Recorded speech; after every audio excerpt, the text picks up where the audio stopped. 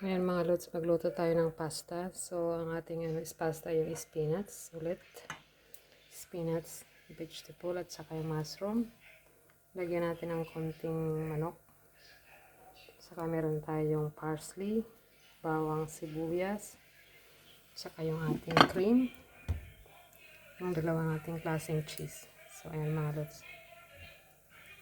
So, ayan mga lods, pinisa ko muna yung manok. Lagyan natin yung sibuyas, bawang. So, ayan mga lods, nilagyan na natin yung mushroom at saka yung spinach.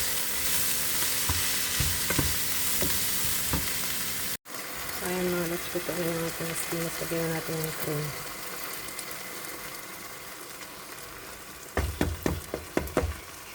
So, ayan ang ating pasta mga lods. Spinach pasta. Ayan mga lods, nilagyan na natin yung pasta.